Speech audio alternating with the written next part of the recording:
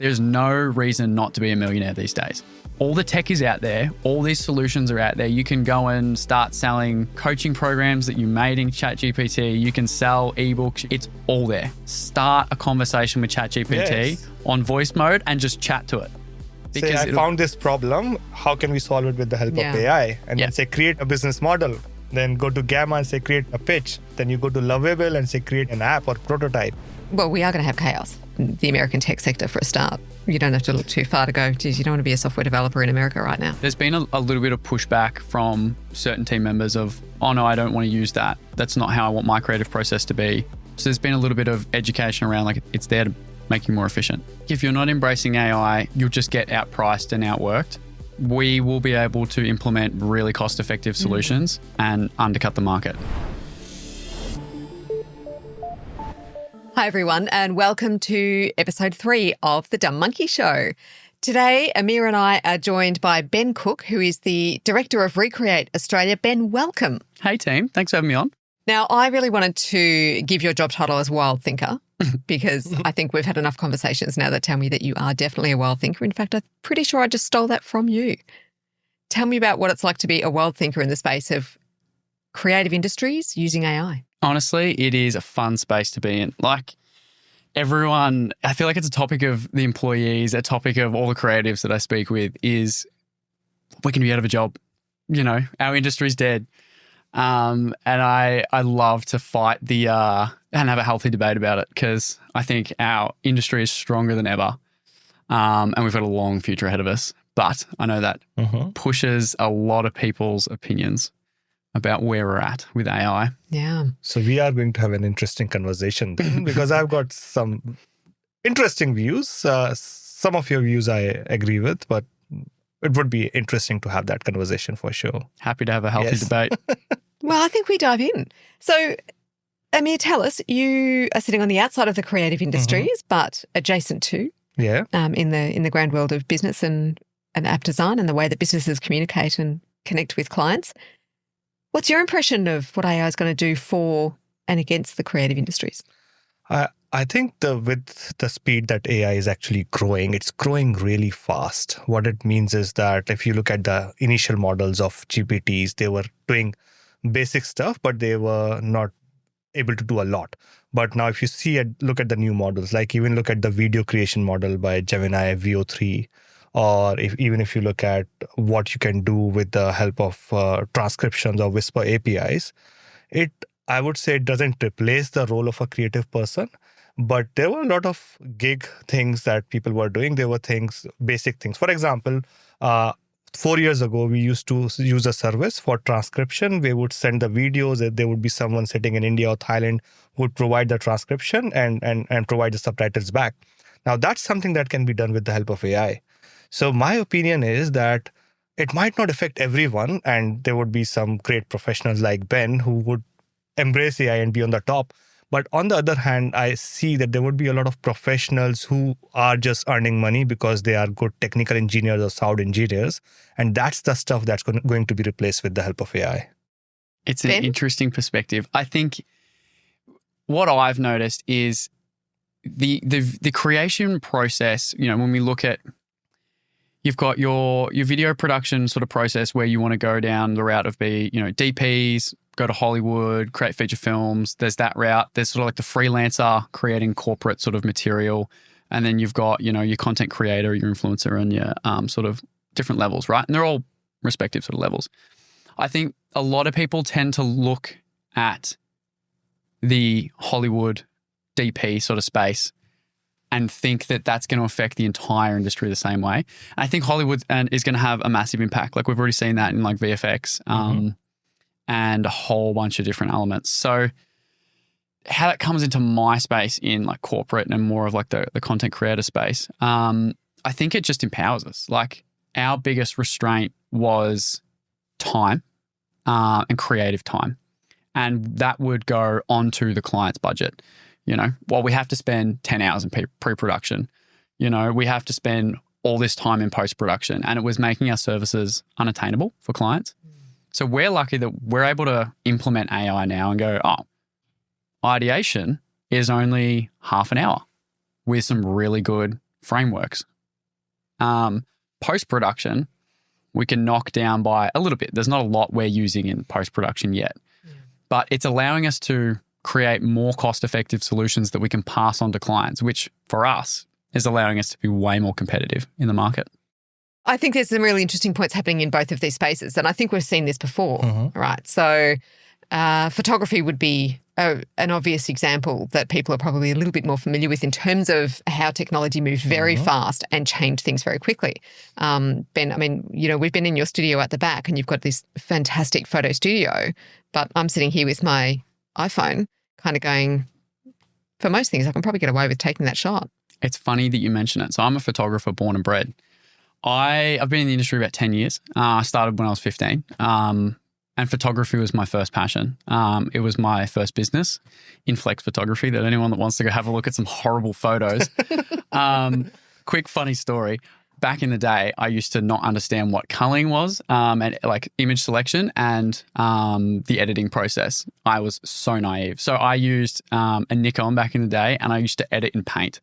Great. So I used to take every photo, open it up in Paint. I wouldn't even edit it. I would drag my PNG logo into the bottom because I needed brand awareness. And it took me a day just to do watermarking. And then I figured out what Lightroom was. But and everything changed. Everything changed, technology.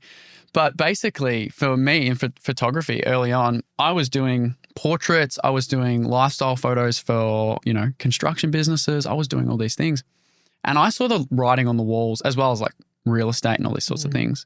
And I saw the writing on the walls years ago of like, technology is getting way too good. And it really rang true about 3.5 years ago when we started Recreate, which was, the photography industry in my mind for what I wanted to be as a photographer in the space.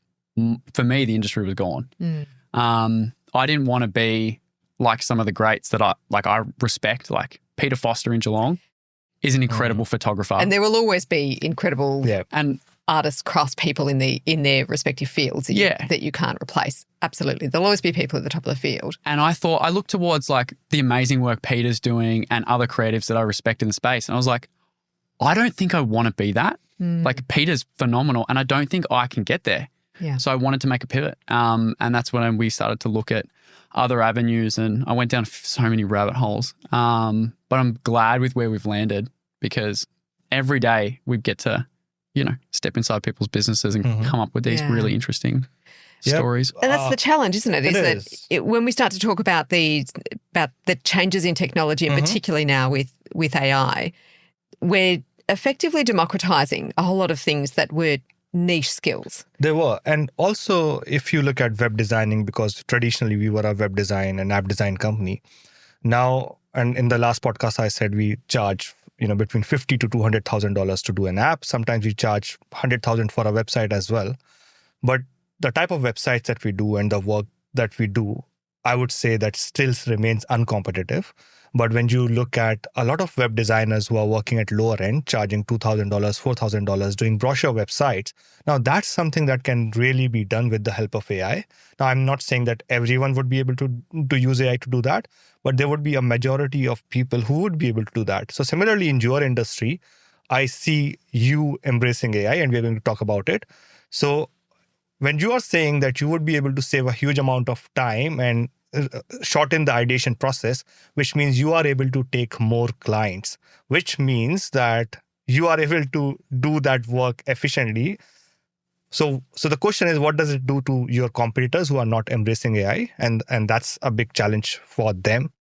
Unless we create a whole lot of new work so that everyone can get busy, I see there would be two class of businesses. One class would be the one that's embracing AI and improving their processes.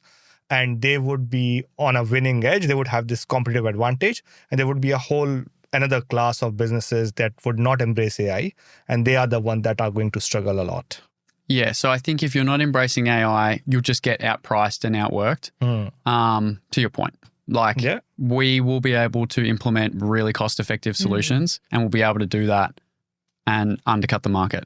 Not because we're cutting corners, because we're creating efficient processes. That's just pure logic. But I think this separate class of work is what's going to be classed as a creative consultant. And I think it's a fascinating sort of space because to use your example around tech, I've seen, and correct me if I'm wrong, that AI really struggles with doing the engineering component of coding. It can vibe code and correct code, but we all know the code is not very efficient and it's not considering all the variables and it's not considering all the things. That's what it really lacks, is like that engineering component. And I like to think of us as the same thing. We are the engineer in the creative element and the creative industry. Is like, sure, you can prompt and vibe code a video or an ad or whatever, but do you understand all the elements of brand? Do you understand all the elements of storytelling? And sure, you can prompt, hey, I want you to act as a masterful storyteller. I want you to act as, brand specialist. But if you don't have the ability to prompt that, you're going to get what you put in. So I think of us, as moving towards a creative consultant where, sure, our industry maybe one day is completely wiped out by AI. And all we are is a creative consultant to these brands that go, we want an idea. Here's our 10 hours of work that we've spat into AI, run with it. Yeah. And we become that creative consultant. And so when I say that AI is going to take your job, which means that I'm not saying that AI is going to take all of the jobs that you have, but it's definitely going to change the job or the work that you are doing at the moment. Because as you said with coding, like we can do development and we can use AI, but now I need one senior developer who needs vibe coding to be able to do the work of 4 people who would generally be involved in doing the development. So you need one good person or like few good people who understand AI, who are masters at their skill to be able to do the job. So the challenge is what's going to happen to those other people, again, who are not that skilled and have not learned AI as well. I suppose the writing's on the walls. Yes. Yeah, it becomes a generational challenge. You need to move with the times. Yeah, absolutely. And I don't mean generational by age. I mean generational by time, That's period right. of time. What are you going to choose to do? Because the one thing that never changes is the need, the demand. So when you create a vacuum, when you say, okay, well, it's easy to take photos with your iPhone now. Well, why are we doing that? Because the why doesn't change. Yes. The only ray of hope I see is that right now still, for example, video marketing is inaccessible to a lot of businesses. So by being able to scale and develop products, we would be able to make it more accessible to a lot of businesses. So right now, if only 20% of the market is activated, you would start to see more and more people getting activated in this space and leveraging this technology. One thing that I'm quite keen on understanding also is you mentioned that you're using AI in your day-to-day work. When we asked you last time, you said you were not using AI, but then we started to inquire. You said, oh, no, we are using ChatGPT. We are doing some automation. So you're actually using quite a bit of AI in your day-to-day work. Can you talk us through about how and where you are using AI in your business? I still stand by my comment. I don't think I'm using AI enough. I look towards, friends in different industries and stuff and how they're leveraging AI. And we look, like a kid with crayons. So there's nothing wrong with being a kid with crayons. I love to draw. But yeah, I don't think we're using AI enough. But how we're using it. So we record all of our internal meetings, all of our discovery calls, everything like that. And that allows us to have follow-up emails. And what do you use to record that? It's a mixture at the moment. Yeah. We're using some third-party apps, which I don't love, but just from a security, perspective and stuff like that. But Fathom is a great tool. It's free, allows us to have video and transcription. And we take our Fathom transcripts, we run them through either a Gemini framework or a ChatGPT framework, which generates, our summaries, which feeds into a template document that we have inside Canva. And then that all exports and goes through into PandaDoc. And we have this seamless sort of process from discovery call to proposal. So to reiterate again, you're taking meeting recordings in Fathom and then taking them through Gemini and then pushing them into your Canva template. And then into PandaDoc and then basically, sending out proposals. So there are still a few manual steps. Yeah. And we could go down the route of, creating the links through webhooks and stuff like that. But we change our process. I'm such a tinkerer. Like I change our process all the time. Yeah. So we're trying to get it to a spot where we're really, it's 80% we're happy with. And then we're going to start to make all those links. Yeah.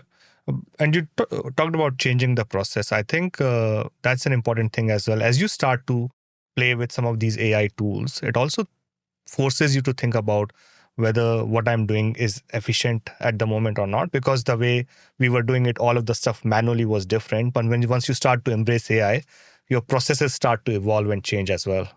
Have you noticed that? 100%. That happened about 2 years ago for us when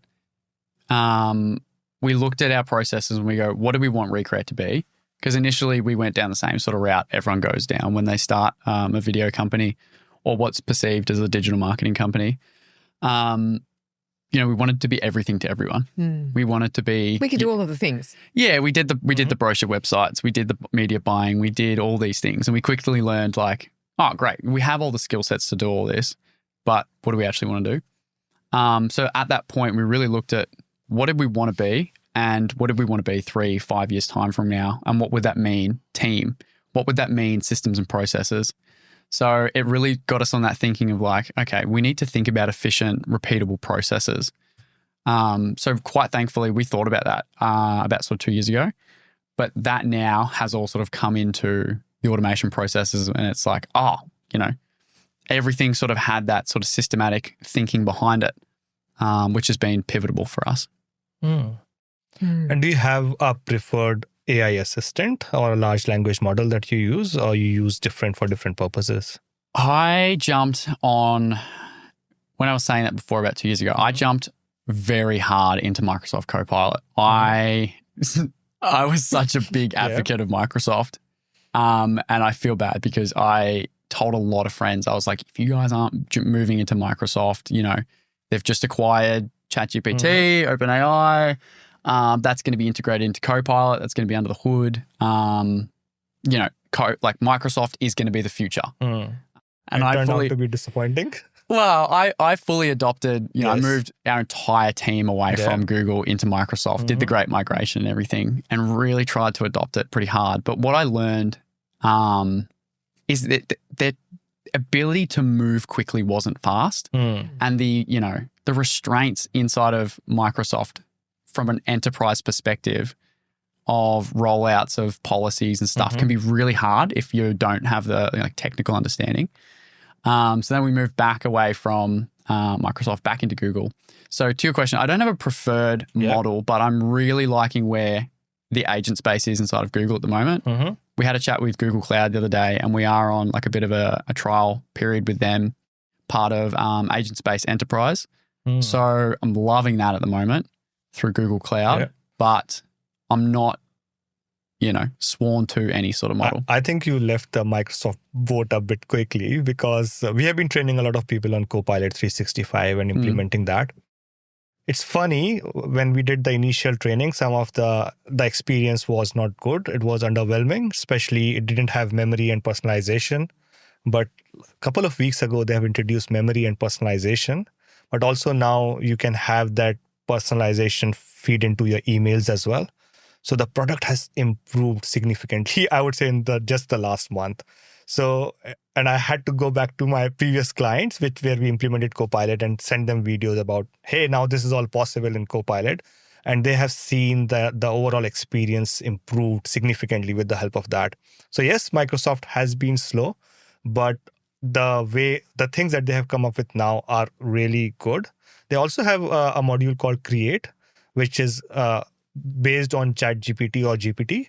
However, the interface that they have provided to be able to create images and posters and videos is like next level. So I'll say give it a go once again and see where you land. Definitely. I'll definitely have a play around with Copilot, but I think from a like an infrastructure point of view, I think we're going to be sworn to Google for a little while now, unfortunately, just because of the nature of our setup. It's a big move for us. We found, jumping between Microsoft and Google. And that's kind of, this is going to be a feature for all sorts of businesses in different spaces as well is, which is going to be my AI. I thought it was like life or death. When I was making the decision early on, I was like, but I think we are going to be agile and mobile, and that's the nature of this development space because the service offering is changing so fast. There's going to be lots of new technology. Like each new iteration comes through, it's offering new things, solving new problems. So it's a bit like, which is actually a great thing. Yeah. It's because why it should be the users that are informing the developers to say, this is what we want. Come and meet us where we want to be. Although it doesn't need, earlier, what we were thinking was like if you are a Microsoft shop, go for Copilot. If you are a Google, go for Gemini. But then Claude launched MCP, which is Model Context Protocol. And now ChatGPT has also adopted it. So in simpler terms, MCP allows you to connect your assistant to these third-party systems by a very simple. You don't have to write any code or anything like that. Just one connection that's available through which your Claude or your ChatGPT can connect with your Gmail or Outlook, and it can do that integration really well. Like perform actions, you can say send an email to this person or catch me up on my previous emails, and it can do all of that even when it's not sitting within your cloud or Microsoft environment. So I guess that's where the world would move towards as well. That's fascinating. Yeah. You also mentioned how you were taking the proposals from one place to another. So were you also using some type of automations, or were you doing it manually? Currently, we're still doing it manually. Manually, yeah. Yeah. I would love to look at making those steps more automatic, but I'm a little, because I'm, given I'm in the creative industry, I'm a little bit of a perfectionist. Yes. Yeah. And you want to know it's being done how you want it to be done. Yeah. And I love my proposals to look, a certain way. Yeah. Usually it's the first interpretation of what they think quality is going to be for our service. Yeah. But has it saved you any time? So far, yes. The process that we have is tremendously saving us time. Ben, it's definitely, I'm hearing that it's saving you time. I'm hearing that it's taking some of the grunt work out of what you do. But I'm really interested in the ability of AI to spark creative ideas. The ability of AI to maybe throw some things in there that you wouldn't think of. Now, you're already a creative thinker. You're already a wild thinker.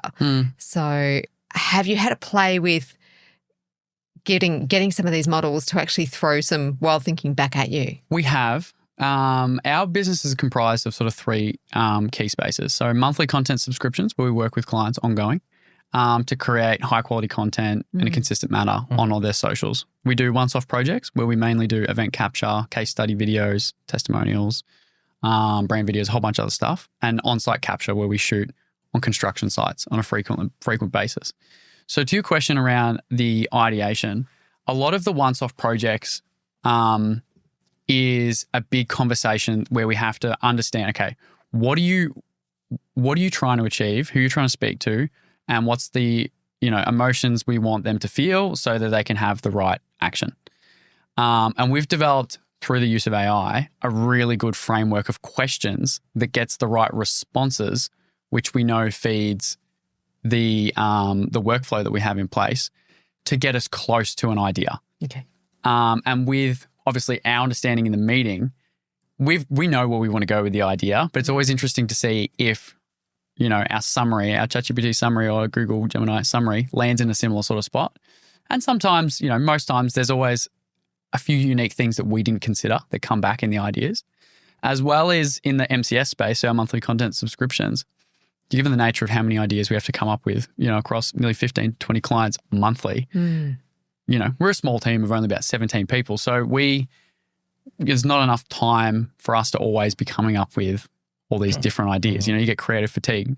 So we use it in that space a lot. And we're not in a great spot yet, but we've tried to create, custom GPTs trained on all of our clients. So our initial onboarding that we do, which is 3 hours long, we feed it the summary. We do, a deep dive audit of their socials, and we feed all of that as context as a custom GPT. And then we prompt that and we go, hey, we want to create 10 ideas for the month of January. What have you got? Yeah. And then whatever ideas that we go for, we feed that back into the GPT and we say, these are the ones that we've approved. So it's getting a bit of a memory. But, after we've a few prompts, it does lose the memory. So when we are talking about custom GPTs, these are something that you can create within ChatGPT, but you can create it for a particular purpose and give it a particular knowledge. Is that right? So you're putting in specific instruction and saying you are a GPT for ideation or something like that? Yeah, at the moment, I've probably used the terminology wrong. It's mainly just a custom chat. Yeah. So really just defining the context of the chat. But have seen, there's projects and other things like that, or if you're in Gemini, I think it's gems, that's supposed to have constrained thinking. Okay. But And you talked about context. So can you tell about a bit more about context? Why do you think it's important?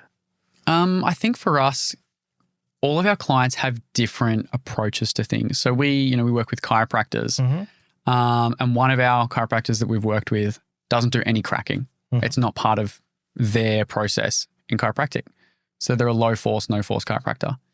And we've also worked with other chiropractors that they love the cracking. So unless you feed it that sort of context and the unique approach of that profession and that person, it's going to take its knowledge and what it was trained on and feed that through your ideas. So if you say, give me 5 content ideas for a chiropractor, one of the ideas might be about cracking.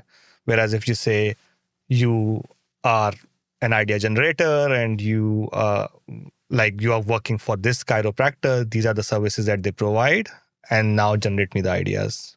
Yeah. Yeah. And these are some unique points of said chiropractor. Yeah. And this is ideally what they like, the type of target audience they're looking for. And then do you put your own flavor of how you generate the ideas so that it's not just using some random knowledge to generate the ideas? We do use a little bit of a framework, which is hook, purpose, call to action. But yeah, it's a very standard framework that we usually get back anyway in video production, especially in the social media space. But it's, again, that's why I think we're not utilizing it well enough, because there's all these like custom sort of frameworks for all the different parts that we're not tuned into yet. Yeah, so there's plenty of scope to play in there. I mean, I think you've raised a really interesting point though when you talk about that, the thinking behind creating a custom GPT. And I think essentially the end point of all this is about authenticity. It's about humanness and what makes us individual, and that's that push and pull, I think, with AI. So there's some amazing things that AI models can do, but one of the real flaws is that AI isn't fantastic at authenticity. That's right, yeah. It struggles with that. These models, this is very much at the foundation level of AI. It's very much at, that cutting edge of what's being developed right now. But that's why we have people, and that's why we talk about, the AI working as a tool with people. And I think that is every bit as relevant in the creative industries and will continue to be relevant in the creative industries, because I actually think that when we look at what the creative industries are and how they've had to change over a period of time and very rapidly in recent decades, is that the one thing that never changes with creative industries is that your job is to connect people to make them feel something. That's very deep. To reflect back a sense of humanity. So a great actor is a great actor because they're believable. That's right. A great photo is a great photo because it makes you feel something. A great message is a great message because it makes you want to do something. So these fundamentals of what are we even here for, that's what doesn't change. So when we were talking about the changing of the jobs, absolutely, it has and will continue to absolutely cut a swathe through certain job descriptions within the creative industries. But personally, I think that AI would just be another enabler, and I think it's going to be an enabler of the creative industries in a really big way, because it actually lets your imagination, your creativity, your that wild thinking, that ability to sit down and have a conversation with someone to learn something new, and all of a sudden the sparks happen. And AI is rubbish at sparks, but people are great at it. But when we were talking to Raymond in our last podcast, one thing he also mentioned was that AI actually allowed him to unlock his creativity. He said he was not very big on creativity. It allowed him to do that. And that's something that I have found. I think of myself as a fairly creative person, but my creativity is more in problem solving rather than writing and so on. So, and I proudly said that if AI wasn't there, I couldn't have written this book, because I actually used AI a lot for brainstorming or being able to just throw the ideas or create user personas. So it actually allowed me to expand my creativity in those realms. What it means is that it has actually allowed people in general to be more creative. And if there's something that's in abundance, then the demand of that starts to decline, or the value of that thing starts to decline as well. And that's where I see that challenge of being in the creative space, that it would still have a value, but if more and more people are able to produce the same effects or outcomes without that much of knowledge, how would creative people differentiate themselves in the market? I think it's interesting too when you use the word creative, because like a lot of people used to use it, I found early on when I was starting, and they would correlate it very similar to the word artist. And for me, I had a real like disconnect, and it didn't feel congruent because I never thought of myself as a creative. I was like, well, I'm just someone that loves the technical of gear and cameras and the process and the problem solving, but I didn't see myself as an artist, you know, because I still don't. I'm definitely not an artist. I'm someone who is very chaotic and very crazy and understands how to like run whilst also, you know, dangling, spinning 3 plates and, you know, being able to capture a moment whilst all that's happening. But I'm definitely not one that can go like, okay, I want you right there and I want you to like tilt your head a little bit and like create like a beautiful moment. It's never been something that's supernatural for me. And that's how, like, to come back, I suppose, full circle, for the allowing creativity, well, I think it's great. It's for people that go on all these tangents and they feel that, oh, to be a creative, you need to be structured. You need to be able to like take a pen and write a storyboard or write a book. And like, that's the creative process. And for anyone that is creative knows that that's not the creative process. You know, the creative process is like these spurts of greatness that just come out of random. And I think that's where AI is fantastic, is you can have this conversation and 90% of it can be crap. And you can say, summarize what I just said. And you go, oh, okay, I went on this huge tangent, but like in the summary, it's just basically given me the best part. Yeah. And I do that all the time. Like I never listen to the radio as is, but I've got in such a good habit now on the drive to work. I'll just chat to Grok or I'll chat to Gemini. And I use my car driving as like this sounding board. Yeah. You talk to Grok. There's a sexy mode in Grok as well. Is there? The spicy mode? There's spicy mode. I did not know but that. there's also a sexy mode, Wow. which can go really X-rated really fast. only in Grok. So not with kids in the car then? Oh no, not at all. Like not safe for work at all. There you go. But I use that all the time, that bouncing process. It's fantastic. That is hilarious. So I didn't know that. No, I went down rabbit hole of trying all the modes. Oh, really? And that So was funny. very disturbing, I would say. You'd hate to what it would have been trained on is interesting. you'd hate to, you know, work that into someone's That would be a program and mistake. accidentally use the wrong one in the API. Oh, that would be crazy, yeah. Like imagine you calling a call center like Telstra Energy Australia and someone like, oh, your energy is low. How can I help you? Maybe that's the new hacker games that they do. They just get in the back door and they switch the model. Yeah. That'd be fun. But that's where AI world is going. It's starting to become helpful, but equally dangerous as well. And it's for us to whereas we are finding the use cases, but also working out how do we ensure we put the right guardrails as well. Has your experience of using AI sort of evolved over time? Like the type of results that you were getting from it in the beginning, have you seen that improvement? Definitely. It's like any new tool. You know, when I first started using it, I was riding with my training wheels on, and I still think I've got the training wheels on. Yeah, I think it'll forever develop of, you know, it's only as powerful as what we can use. And we're getting in a better space now where we've got a folder full of Google Docs where we have our AI frameworks, and we know that like this is step 1, this is the prompt for step 1, this is what if you don't know how to gather the right information, these are the questions to use in AI that will make it think. And, you know, we've got these like 3 or 4 step sort of processes, and you sort of tick them off one by one. So that's for your team members to follow when they are using AI? Definitely. Oh, perfect. Yeah. So the purpose for that we found is eventually we're going to get to the spot of AI agents. So that'll become our documentation to train the AI agents. Right. So we're trying to do the groundwork now where it's, okay, yes, it's our prompt framework, but then it'll become our documentation. So you're creating a training material that's currently being used by humans, but would be able to be used by agents in the near future. Hopefully. And it's not to replace team members. It's to provide real-time support to the team members. So, we have roles like pre-production. We have roles like social media managers. We have roles like creative assistants and production team members. And, small things like today, we've got Jasmine in the corner that's got her first time filming in the room. And there's a whole bunch of questions that come up in this room. Like, I built this room, so it's not engineered in a fantastic way. And there's all these unique things, right? Like, these lights are on a different RGB control to these lights, there's like a 5-step process on that's like a nuclear launch device that if you don't do right, the recording won't happen right. So there's all these things that are so unique where, if we had, a little AI agent, you can go, hey, I've just stepped into the room, I'm having these 5 problems. What do I do? Yeah.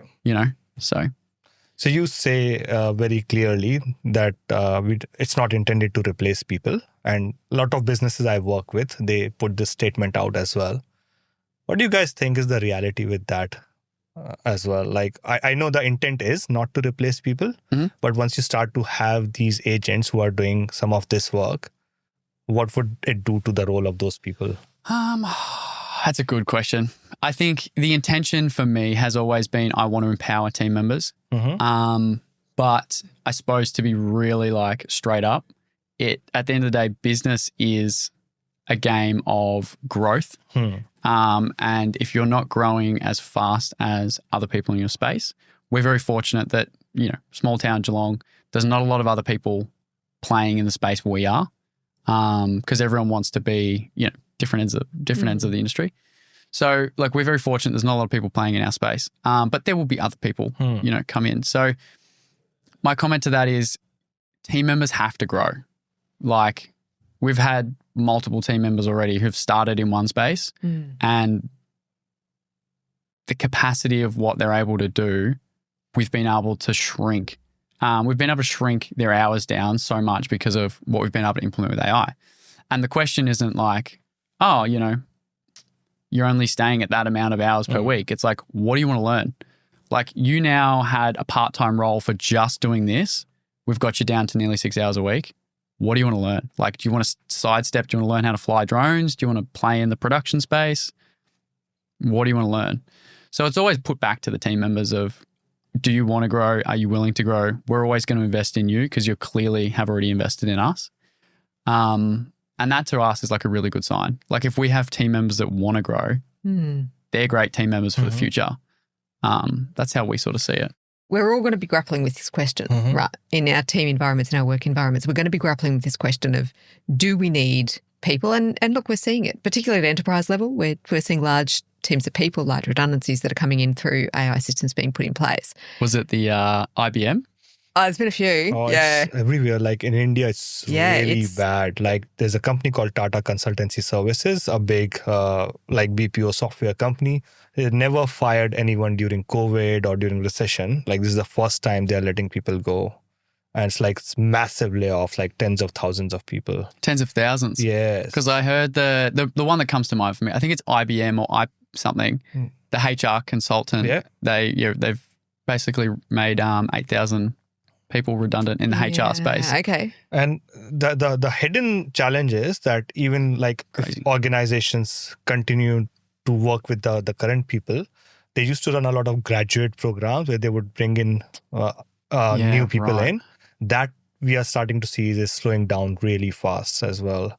Like even within our organization, so we had an aim to grow from 80 to 200 in the next couple of years. But now we have reshifted because our focus is not on the number of people anymore. We are not going to let anyone go. What we are going to do is we won't be hiring as much as we were originally planning to hire. And so imagine if every company starts to do that, that's going to create a bit of chaos. Yeah, we are going to have chaos. We're already in that. We're already in that mode. I mean, when we're talking about hundreds of jobs, thousands of jobs, tens of thousands of jobs, the American tech sector for a start. You don't have to look too far to go, geez, you don't want to be a software developer in America right now. But at the end of the day, that's the world. Yes. That's what happens. So industries will change, current positions will change, new technology will come in, and then it enables the space. Nature loves a vacuum, so does creativity, so does business. So we'll have more things to do. And what we're finding is, and I'm really conscious that when you're talking about people's jobs, you're talking about families. It's not just a person's job. It's a family that comes with it. It's the communities around it, and it can wreak real devastation. So these are not things to consider lightly. They're things that we absolutely need to be looking at policy levels, and even cross-border policy levels, because at the moment we've got these things happening within nations, even within states, but at some point the competition is going to come across border. So it'll be country versus country who can create the conditions that are going to make this worthwhile. Basically, how do we keep our people in job and not yours? Yes. These are going to be real things. So we can't hide from that. We're not going to solve any of this by pretending that it's not happening. It is happening. It has happened before in the past. It is going to happen again. What we need to be really focused on is if we can't stop that happening, and we can't, and we also, in a sense, need it to happen because we've had a global productivity drain. Yeah. It's been incredibly hard to get through any productivity growth for a really long time, like a decade. Look at Japan. I mean, Japan's productivity bottomed out 2 decades ago. So you can't people your way out of it. You can't money your way out of it. So we are going to have to tech our way out of it. And if we can tech our way into productivity gains in all sorts of areas, then what are the opportunities that come in there that allow us to do more things? Because at the moment when you just sit there and say, well, these positions are going to go, yeah, they will. Yes. Absolutely they will.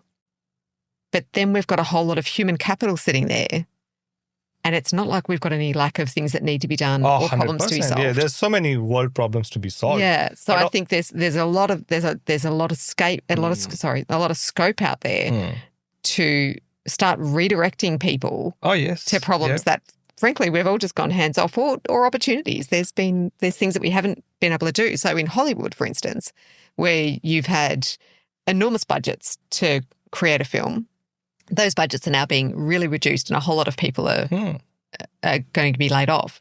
Is there any shortage of do we think the content's going to drop? Do we think that stories are going to drop? Like the way that content, and this is something I'm really passionate about, I think the way that content is going to be consumed in the future is going to be very different to what people are thinking now. I think Mark Zuckerberg tried to push it a long time ago, and he's probably a little bit too early, but he set the right foundation. Is like the metaverse and that 3D virtual sort of space. Yeah. I watched Ready Player One years ago, and I definitely think that's, where we're going in a sense of, AR, augmented reality. And rather than viewing through a portrait device, we will view through a 3D landscape. And I think that's going to be the future of content. And it'll be, whether it's stories and movies that'll change based on who you are. Like I was speaking to a very interesting fella, which might be a good guess for you guys, Thomas, who does Control Your Scroll, to basically, help people with scrolling through social media. And he was looking at a learning platform whereby rather than just a bland, boring learning platform that's your stock standard video, your 4 questionnaire, A, B, C, D, you fill out a questionnaire at the start about who you are and the context of who you are.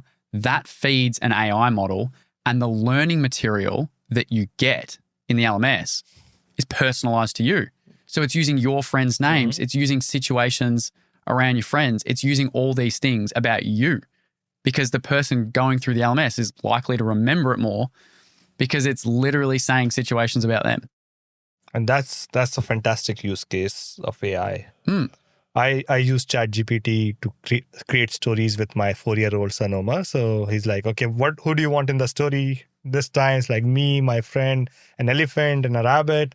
And then we just get ChatGPT to create that story. And then in between, he starts to intervene and say, no, elephant does this, and so on. So it's almost like an interactive story that we are building on the go. And you're right, that's where the whole creative space is going to move in.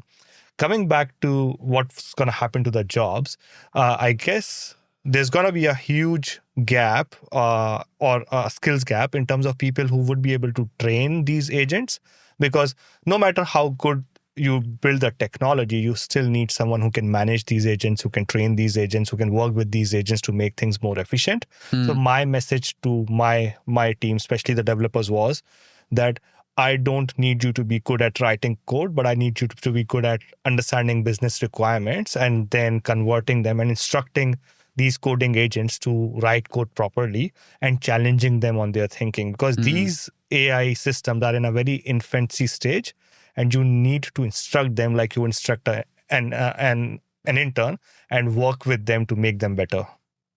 It's back to the creative consultant, with a mixture of that, the engineer, but also the BA, the business analysis component. So yeah, I totally agree. It's an interesting space of how can you sit in front of someone and get an understanding of what they're trying to achieve, and then feed that with your understanding into, the workforce that you have behind you, whether that be an AI model, AI workforce, or whatever it is. So, and when you started implementing AI within your business, you might have started doing it by yourself. How was your journey of then educating your team members on AI and getting them to use AI in their day-to-day work? To be honest, it's been interesting. There's been a little bit of pushback from certain team members of, oh no, I don't want to use that. That's not how I want my creative process to be, and things like that, which is natural, right? Sometimes it comes in and they feel like it's there to replace them. So there's been a little bit of education around like it's there to make you more efficient. It's there to make you more efficient so that we can, move your time into other spaces and places and things like that. So there's been a little bit of that that's hard to navigate. But mostly, the adoption has been just like sort of, group sort of training and stuff like that, where it's been really collaborative, and, we laugh at some of the responses we get. We make it more of an experience, rather than just like, here's the framework, you've got to use this, making it more collaborative. Like, how can we create the framework together? Making everyone part of the journey, so that it's felt more they're pushing it rather than us pushing it. Yeah, because at the end of the day, it's only as good as the people using it. Yeah. But there's also a fear of if people start to over-rely on it, then it could, and just rely on what they are getting from AI, that could reduce the quality of their output as well. Definitely. So have you put any constraints around that or done any education around that? Not really, not constraints. Yeah. It's more so just, it's like the person that uses the hammer, it's the person that uses the tool. Like, you need to know what the tool's creating, so that you can check it. Like Hugh, one of our lead creatives, he'll get a script back, and I'm not very good at writing in general, writing or reading, but like he'll get a script back that's come back from AI, and I'll read it and I'll go, wow, that's really good. Like, 10 out of 10. And he's done it so much now because he's one of the leads in the pre-production. He's like, nah, that's a ChatGPT script every day of the week. Because he can see the patterns, he can see the way they frame things, he can see the tone they use all the time, and he can pick it. He can pick and go like, nah, we're not going to use that. Or we'll use most of that, but we really just need to rework these things. Yeah. Well, there's a good frame in there, but now let's actually give it that personalization. Let's give it that authenticity. And it's one of those things of like, I don't notice it. And, sure, he picks it up. But then it's that age-old question of like, at what point does it become too much? Yeah, we're in an age where we're all getting trained in this too, whether we know it or not. If you're online, you're seeing a whole lot of content that's been produced by AI. So, well, yeah, AI avatars is the scary thing that I'm like. So, but we're being trained in how do we know that that's AI? Because that's this is the way that our thinking works. This is part of the great beauty of the human brain, is that we look for anomalies, we look for patterns, we look for, is this real? Can I trust this? So we're getting trained at the same time. We're going to be able to spot, as you said, Hugh can spot it because he's seen it enough. It's not going to be that long before a whole lot of us are going to be really good at. But on the other hand, AI is being trained on making it sound more human and less AI as well. Absolutely. Yeah. One of the interesting stories I always refer to, and I don't actually know the specific industry that it was or which country it was, but essentially there was a country that implemented AI, or at least like tracking models on the cameras for, I think it was football, whether it was soccer or footy. Yep. But they basically implemented where the cameras would track the players perfectly. It would track the ball perfectly. It would track the players perfectly. And it was on track to basically replace camera operators. And it was a really bad situation for them, it looked like. So when they implemented it, I think they did a testing for about 6 months to a year. They saw the viewership plummet. And the only correlation they were able to make, it was too perfect. Yeah. There wasn't that slight wobble in the camera movement. There wasn't that slight delay that people just picked up and gone, it's just not right. So I think there'll always be an element of that. Can feel disconnected. And at the end of the day, for whether it's business, whether it's creative, regardless of what it is that you're trying to do, we're all trying to connect. Yeah. So there's a whole lot of questions around it. Is there a problem? So if we look to a future where small language models come in, they can be hyper-personalized, and that small language model can kind of think like you, Ben. Like it can use your words, your language. It's got some of your quirks, and all of a sudden you can go, okay, well I can now trust this model to go and produce this proposal for me. What does that mean for Ben? Does it stop you doing work though? Does it stop you looking for more things to do? I think it's a fascinating thing I think people will be confronted with what are you truly in the world to do?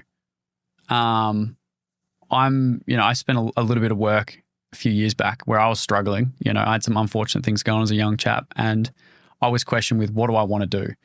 And I pushed through all the problems I had at my time there, and I got a little bit closer to why I'm here and what I wanted to do.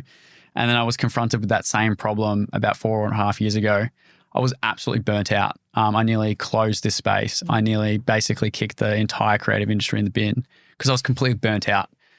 And I got confronted with that question again. I went back to the learnings that I had from many years before, and I go, well, why am I here? What am I actually doing this all for? And as far as I've gotten in that purpose journey is I'm here to create the space for others to allow them to flourish. That is as far as I've gotten in my purpose.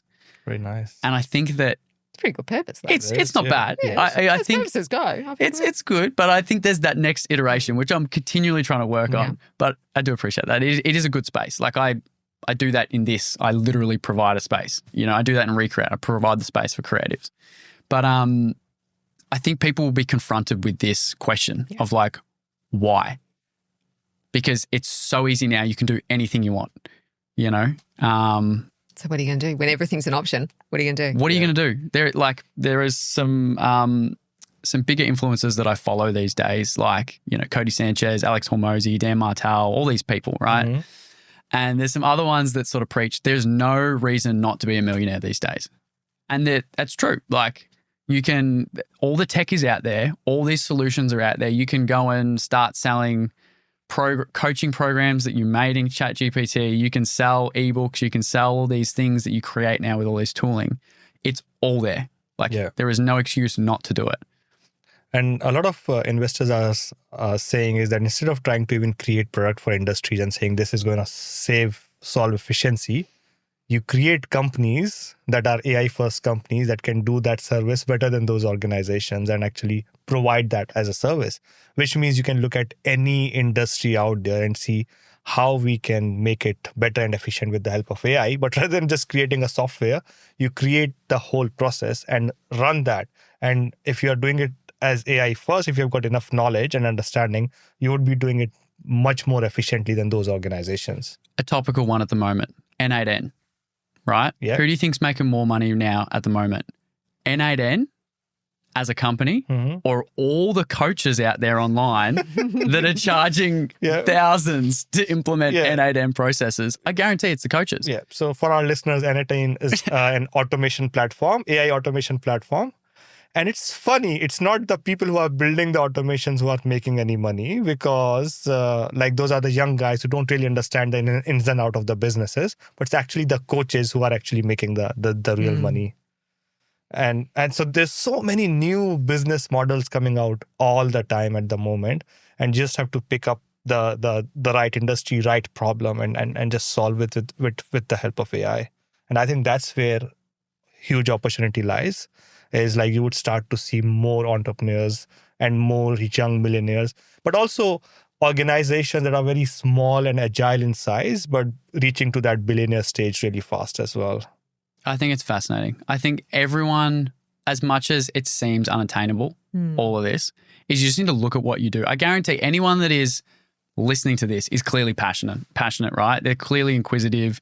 You're clearly, a little bit creative, and you've got all the right attributes. So you're probably in an industry, whatever it may be, that you can look at yourself and look at what you do and go, what is the opportunity in what I do? Because there is... Or what's the biggest problem? What is the biggest problem? Yeah. Like whatever it is, even if you were just if you're just doing cleaning or whether you're doing, hanging plaster or whatever it is, there is an opportunity in absolutely everything you do. There is tech adoption. You just need to look at what you do and go, what is the most painful part of what I do and how can I adopt technology in that? And if you've got no idea, start a conversation with ChatGPT on voice mode and just chat to it. Just say, I found this problem. How can we solve it with the help of AI? And then say, create me a business model. Then go to Gamma and say, create me a pitch. Then you've got an investor pitch. Then you go to Lovable and say, create me an app or prototype. And it's all possible with the help of AI.